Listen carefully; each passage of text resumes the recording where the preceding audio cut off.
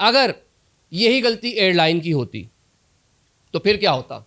फिर अगर ये एयरलाइन की गलती होती, आपकी फ़्लाइट अगर कैंसिल हो जाती है, कोई भी टेक्निकल इशू आ जाता है, मौसम ख़राबी है, तो फ़ौरी तौर पर जनाब आपको वो बताएँगे और आपको कहेंगे आप री-बुकिंग कर सकते हैं। आप अपने पैसों को फुली 100% रिफ़ंड कर सकते हैं।